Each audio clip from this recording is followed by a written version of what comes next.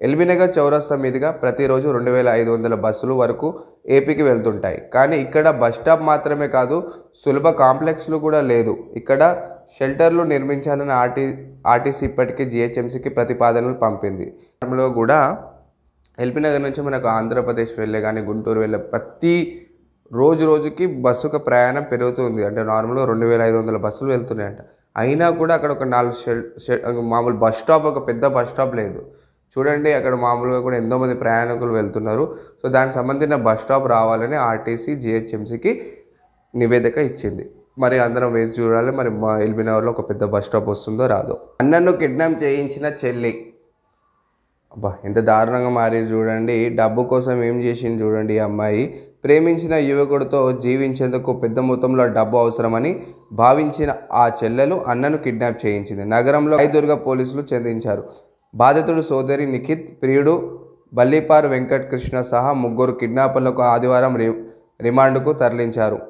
చూడండి, చెల్లె ఏం చేసింది, తన అన్నని వాళ్ళ ప్రియుడి కోసం కిడ్నాప్ చేసి పైసలు తీసుకుందాము, ఆ పైసలతో లేచిపోదాం అనుకోదు. సో చూడండి ఇంత ఘోరంగా తయారయ్యారు జనాలు. అయోధ్య చిత్రాలతో బనారస చీరలు, నార్మల్గా కూడా బనారస చీరల మీద అయోధ్య ఒక చిత్రాన్ని వేసి దాన్ని 7,000 నుంచి 1,00,000 రూపాయలకు అమ్ముతున్నారంట. అదేవిధంగా అయోధ్యలో రామమందిర ప్రారంభోత్సవ నేపథ్యంలో శ్రీరాముడిపై పలువురు కళాకారులు గీతలు, భజనలు రూపొందించిన తమ భక్తిని చాటుకుంటున్నారు. వాటిలో తనకు నచ్చిన వాటిని ప్రధాని నరేంద్ర మోదీ ఎక్స్ ద్వారా షేర్ చేస్తూ గాయకులను మెచ్చుకున్నారు. అంటే నార్మల్గా గీతారబారి అని ఒక సింగరు అయోధ్య శ్రీ రామ మందిరాన్ని మీద శ్రీరామ్ ఘర్ ఆయే అని ఒక అద్భుతమైన పాట పాడింది. సో ఆ పాట చాలా నరేంద్ర మోదీ గారికి నచ్చింది. తెలంగాణ పదాన్నే చేరి వేసే కుట్ర, అబద్ధం ముందు అభివృద్ధి ఓడిపోయిందన్న కేటీఆర్. మహిళలకు ఉచిత ప్రయాణం స్కీమ్తో నష్టపోయిన తనను రాష్ట్ర ప్రభుత్వమే ఆదుకోవాలని డిమాండ్ చేస్తున్న ఆదివారం హైదరాబాద్లోని ఇందిరా పార్క్, ధర్నా చౌక్ తెలంగాణ ఆటో డ్రైవర్లు భేటీ అయి యూనియన్ ఆధ్వర్యంలో మహాధర్నా నిర్వహిస్తామని ఆటో డ్రైవర్లు తెలిపారు. అంటే నార్మల్గా ఈ మహిళల ఒక ఫ్రీ పథకం ద్వారా మా ఆటోలు ఎవరు ఎక్కుతలేరు అని చాలామంది ఆటో డ్రైవర్లు కలిసి ఇందిరా పార్క్ దగ్గర ధర్నా మొదలుపెట్టారు. అంటే మామూలుగా కూడా వాళ్ళకు కూడా పిల్లలు ఉంటారు కాబట్టి మా బిజినెస్ నడవట్లేదు, మాకు ఉపాధి రావట్లేదు, మా ప్రభుత్వమే మమ్మల్ని ఆదుకోవాలనేది ఒక ధర్నా లాగా మొదలైంది. ఈ ధర్నా చూడండి ఒక 4 ఇయర్స్ వస్తుందా, 5 ఇయర్స్ చెప్పలేము. 100% కూడా దీన్ని ఎంత తొందర అయితే అంత తొందర ప్రభుత్వం ఈ యొక్క హామీని ఆదుకోవాలి. తర్వాత వార్త చూసుకున్నట్లయితే సోషల్ మత్తులో చిత్తు, సగటున 7 గంటలు సామాజిక మాధ్యమంలోనే అబ్బాయిలు 6 గంటల 45 నిమిషాలు, అమ్మాయిలు 7 గంటల 5 నిమిషాలు సోషల్ మీడియాకు బానిసగా మారుతున్న యువతి.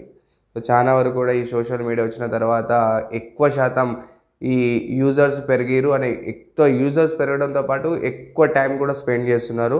సో దానికి సంబంధించిన ఒక డేటా అనేది రిలీజ్ అయింది. సోషల్ మీడియాలో వాడుతున్న అబ్బాయిల శాతం 60.66%, రోజుకు సగటున సోషల్ మీడియాలో అమ్మాయిలు 7 గంటల 5 నిమిషాలు, అబ్బాయిలు 6 గంటల 45 నిమిషాలు. ఇన్స్టాగ్రామ్ ఏ వేదికలో ఎంత సమయం, Instagram 31.27%, WhatsApp 28.32%, Snapchat 19.78%, Facebook 17.20%. Content వాటిగా వ్యూవర్స్ చూసుకున్నట్లయితే ఎంటర్టైన్మెంట్కి 54.52%, పొలిటికల్ 4.97%, ఎడ్యుకేషన్ 14.28%, ప్రొఫెషనల్ సెల్ఫీల్స్ కోసం 26.23%. ఈ సోషల్ మీడియాలో యువతి 6 గంటల నుంచి 7 గంటల వరకు సమయం స్పెండ్ చేస్తున్నారు. అనేది ఒక వ్యసనం లాంటిది. ఏ విధంగా మనకు స్మోకింగ్, డ్రింకింగ్ ఎలానో ఇంటర్నెట్ కూడా అంతే. ఏదైనా కూడా అన్నంలో ఉప్పు ఎంత అవసరమో మన ఇంటర్నెట్ కూడా మన లైఫ్లో కూడా అంతే అవసరమని చెప్తున్నారు. మరిన్ని వార్తల కోసం చూస్తుండండి తేజస్. మళ్ళీ